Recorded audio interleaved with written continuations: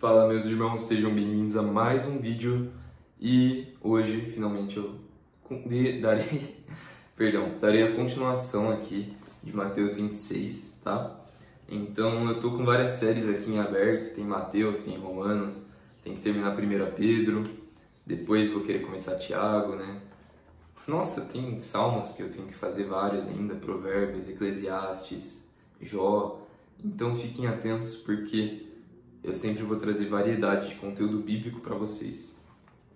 Então, um mês depois, mais ou menos, voltando aqui para Mateus, né? Única coisa antes, é interessante, como eu falei no último vídeo, sobre Tiago, né? Que Deus não é tentado, não pode ser tentado, porque Ele é santo, separado, e a ninguém tenta. E essas coisas nós já sabemos de ouvir, mas quando você medita na palavra, por que eu falei isso na última vez? Porque todo mundo já ouviu isso.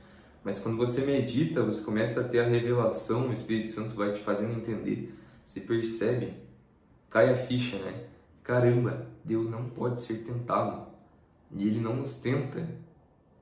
Então é muito interessante essas questões. Ele nos prova, mas Ele não nos tenta com o pecado. Olha que incrível, né?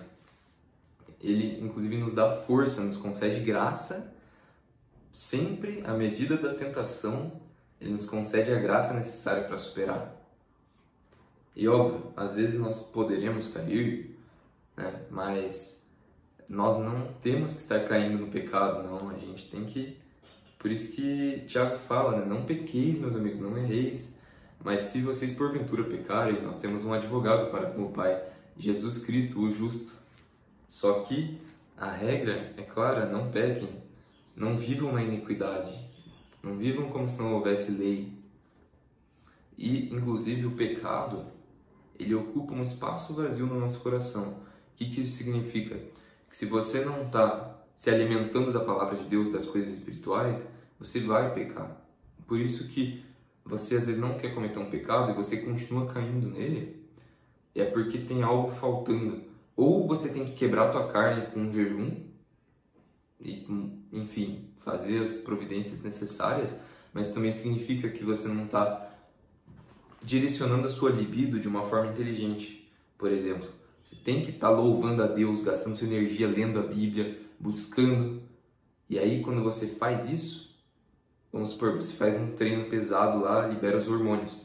Se você não orar, não louvar a Deus, não ler a Bíblia, a sua libido, ela vai ser direcionada para o pecado, não tem jeito. Então é assim que eu me mantenho, particularmente, em santidade. Né? Alguém que treina, que tem energia, não tem como. Você tem que estar direcionando essa energia. Enfim. Então vamos começar, tá?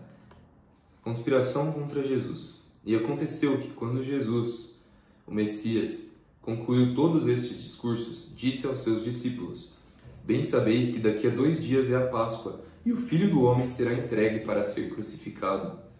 Depois os príncipes dos sacerdotes, os escribas e os anciãos do povo reuniram-se na sala do sumo sacerdote, o qual se chamava Caifás, e consultaram mutuamente para prenderem Jesus com dolo e o matarem. Então olha que interessante, né? Messias várias vezes ele já avisou que ele seria crucificado, que ele ressuscitaria ao 3º dia também, em outros momentos. Ele fala, mas diziam, não durante a festa, para que não haja alvoroço entre o povo.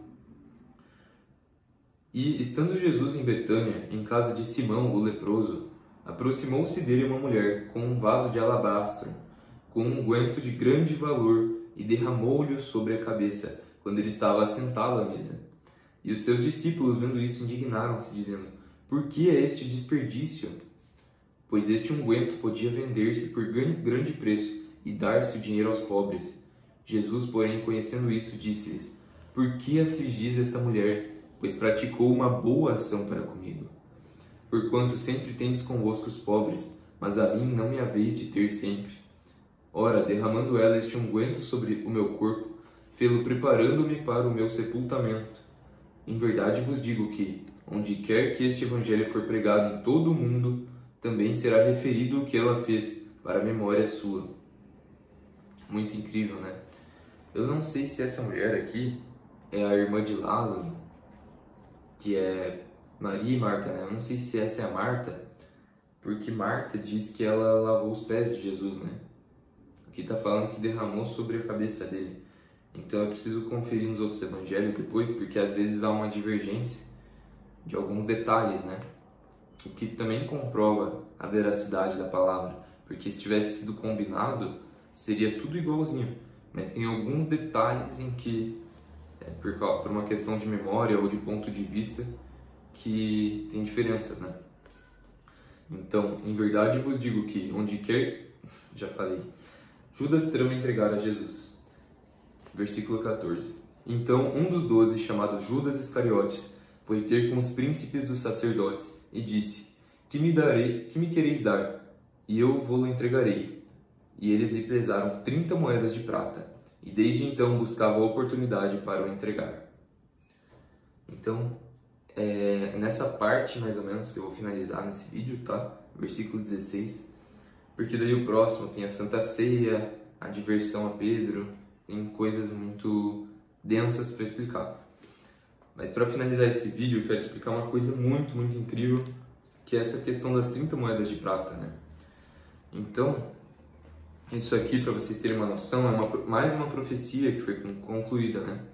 Então, estava em Zacarias 11, 12 a 13.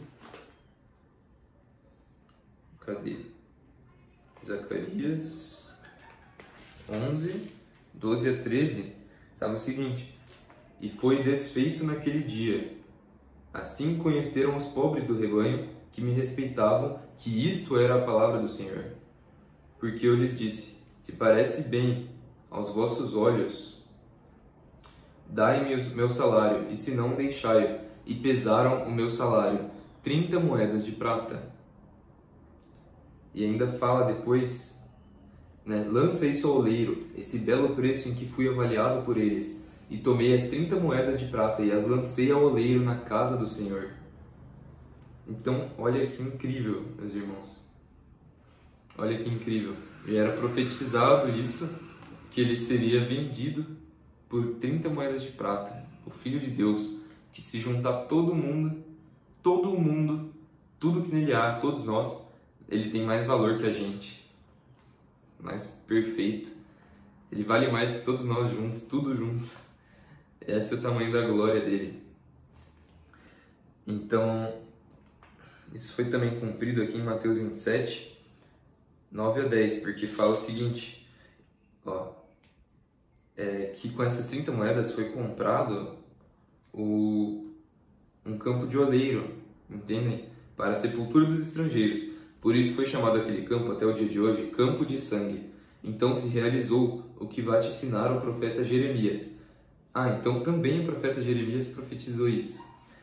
Tomaram as 30 moedas de prata, preço do que foi avaliado, que certos filhos de Israel avaliaram, e deram-nas pelo campo do oleiro, segundo o que o Senhor determinou.